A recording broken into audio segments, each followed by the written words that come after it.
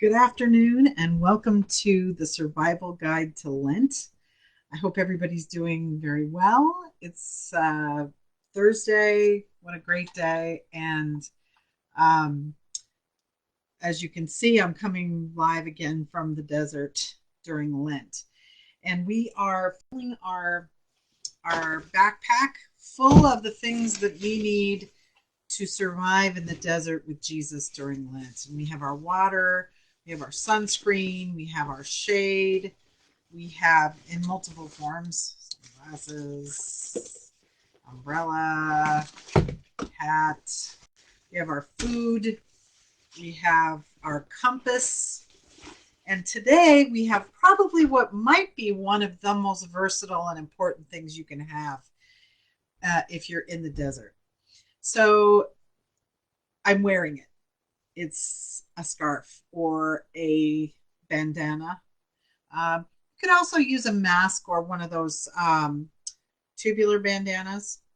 And what you use them in, okay, so there's many names for this scarf. Okay, so what I happen to have is not really the size that's ideal. You want about a 4 foot by 4 foot, and it's called a shamag. Shamag is how it's pronounced, or you can call it. I'm looking at mine, a keffiyeh, and they are military style scarves.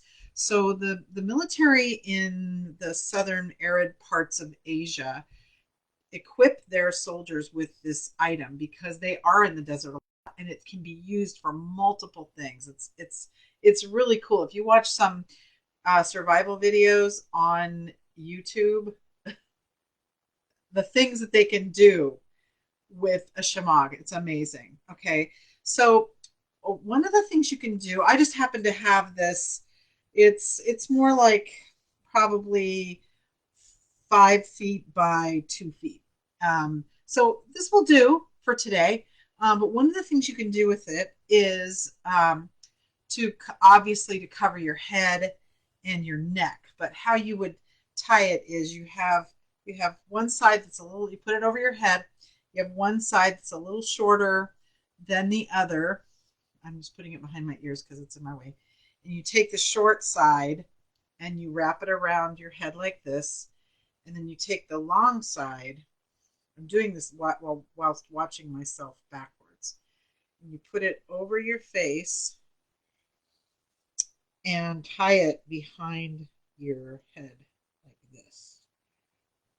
Okay. And you have a few layers you can use. So you can do this a number of ways like this. I have it in my mouth. That's why it's making it hard for me to talk because I have it a little bit too tight. But anyway, you get the idea. So I'm going to take this off so you can actually hear me talk. Um, so that's just one way you can use it. And what that does is it keeps the sand off your skin. Because if you've ever been hit by sand at the beach on a windy day, it's just like being being sandblasted. Having the paint chip right off your face. So it's really important to protect your face and your skin. It can also protect you from the sun, protect you from the heat. But some other uses for it that you may not have thought of is you can double it up, um, make it into a smaller square. And if you have water, a water source that is safe, it's just dirty, maybe you have sticks or sand or whatever in it, you can use this. You can pour your water through it into your canteen or whatever and use it as a water filter. You can also take it if you're in an area where there's grass and you know that there's some dew in the morning, you can take it and rub it across the grass and it will absorb the water. And then you can take it to your canteen and wring it out so that you have water. Pretty great, huh? You can also use it as a bandage or a sling or a towel if you're wet, or just all kinds of great things. This is a really versatile tool. Um, People, you probably saw me all, scarfed up like that, but headscarves have been used for a lot longer than a lot of people associate them with Islam. I'm telling you, every religion, Abrahamic religion, Christianity, Judaism, and Islam have worn head coverings for thousands of years. And also, as well as they have evidence now to think that people actually wore them in Mesopotamia in very early times. They also used to wear them in medieval Europe to cover their head. They have actually paintings, Dutch masters of women wearing head coverings in medieval times. So this is not a Muslim thing, and we shouldn't look at it as, oh well, we don't want to wear a head covering because people might think I'm a Muslim. Well, first of all, there could be worse things. I think Muslim people are very good people, and I think there are the extremists in any religion that cause religions to have religious beliefs to be persecuted. And so there are Christian uh, extremists too, and people that every word of the Bible they dissect with their little scalpels. Um, Really, the message here is how, we've been forced to wear masks, something over our face.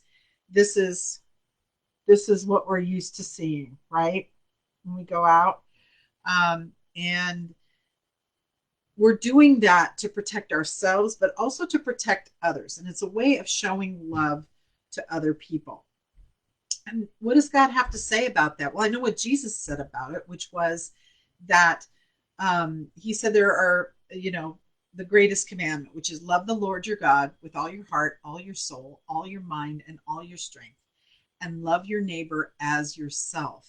Okay. And then this sums up the law and the prophets. Okay.